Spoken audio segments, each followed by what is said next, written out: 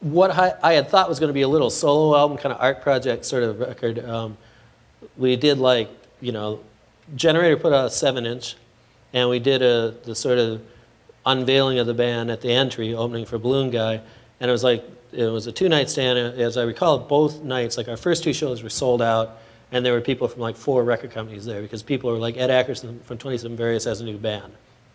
And it was just crazy. And so it was like, we went from being like, we would drive, in 27 Various or whatever, we would drive around just praying that like at least our friends would come out to the show that we knew in Pittsburgh or whatever it would be, it's like, all right, those 9 guys that we knew last time, came out or something.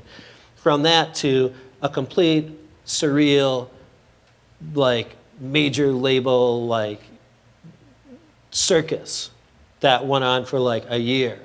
That was like crazy. And when, it's like our first 2 shows were at the entry with those guys. Second show was in Chicago, sold out, like empty bottle show. It was sort of like what Police are doing now, you know what I mean? It's like that kind of thing where you've done all this work that was in some ways like awesome to do, in some ways very rewarding, but nobody really, it wasn't really on the map. And then we went away, or I went away, and I came back, and it was like beyond on the map. It was like just ridiculous, like sort of kind of too much, and so that was the world that we went into. And all of a sudden, we're within the first 6 months of the band, did like a 6-week national tour with Belly, and then we got to go out on a very long tour with Spiritualized, who are Jason Pierce, who had been in Spaceman 3, who are another one of my foundation influence bands. He was an idol of mine. I'd sent postcards back and forth with him, over the years or something. He's like, hey man, bring your new band out on tour. I was like, no way, And it was this complete change of scenery in very good and very bad ways. And we ultimately released that first album. I should probably play you guys a song off of that to show you what that sounded like. What do I have here? This is Counting Down. This was that 7-inch that Generator put out. This is in the summer of 1984, like September of 1984, or 94, I'm sorry. I always talk about, like, it's like, yeah, it was a couple of years ago, like 1999. I can never remember what decade it is. That's one of the hazards of getting older. That's one of the beauties of it, too, I guess. This song is called Counting Down.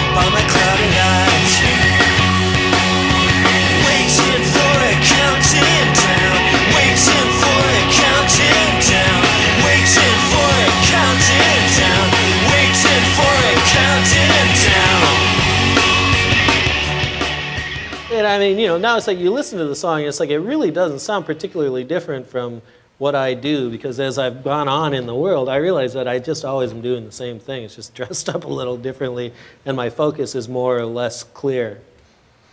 But at the time that came up, people were like, what is this noise? You guys are crazy. It's like everybody, because, it's got that loop in it, and there's a bunch of other stuff that happens as the song goes on that's all sort of noisy and crazy sounding, and all the sort of people that I'd picked up along the way with 27 Various or something who were into this sort of power pop thing were just sort of aghast. But then there was like a whole new world of kids who were like, oh yeah, we love this noisy, sort of aggressive, music. And that was, how the thing happened. So we had this horrible, there were like at one point, it was up to 13 labels that offered us deals or something.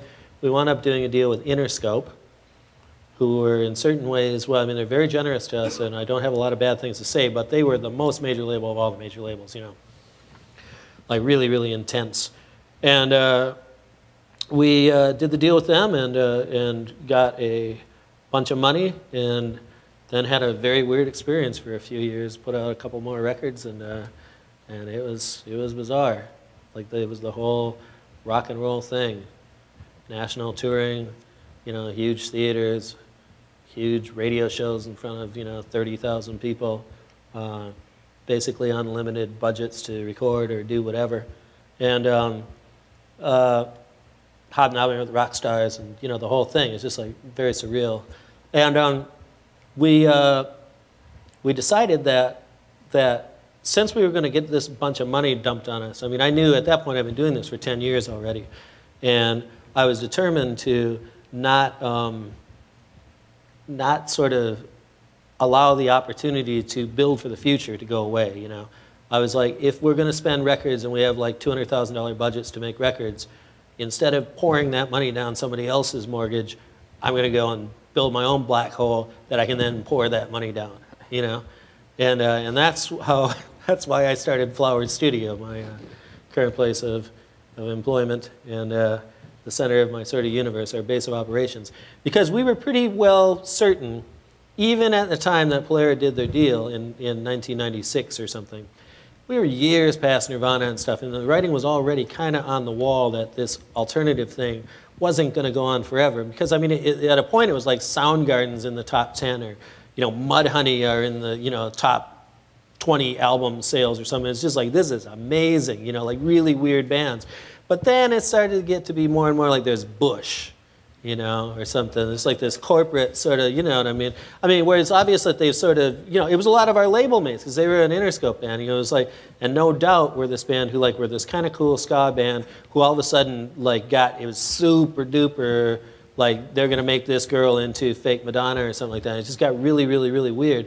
And we saw the writing on the wall from the own record company that we were on, you know.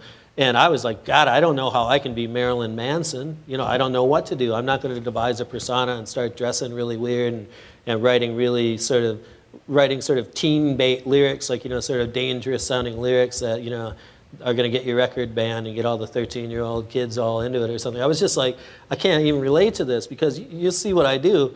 Mostly what I do is about the same thing as I've always done, which is just I get these ideas and I got to like sort of like blurt it out. I'm very not methodical about it, even though I kind of am methodical about it.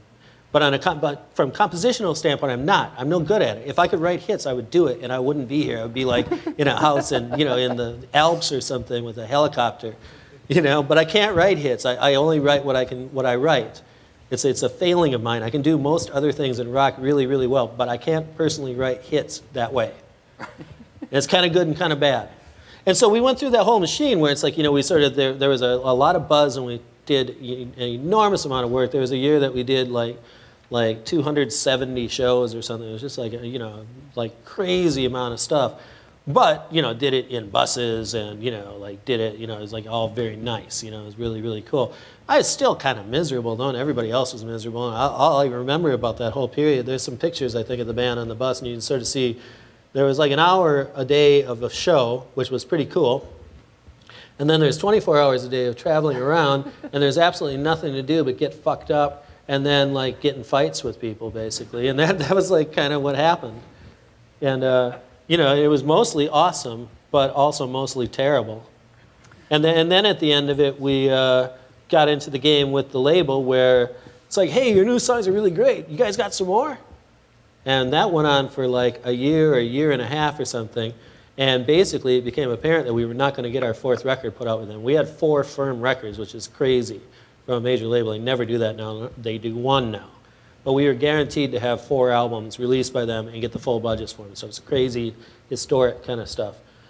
But they didn't do anything really with the first 3, and then it became clear that the 4th one wasn't going to happen because this is like 1999, and it was like Boyz II Men and Britney and this kind of crazy, like rock was out.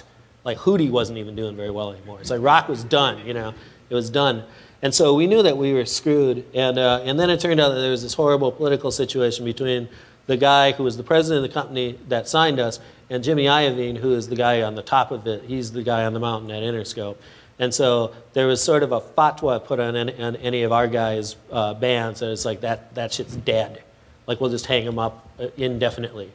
And so we were like, okay, we got to get out. And so we had a very amicable discussion with them, and they paid us the entire balance for that 4th record, which is cool. And then we were able to do some more investment in the studio, and basically have just gone independent since then, you know.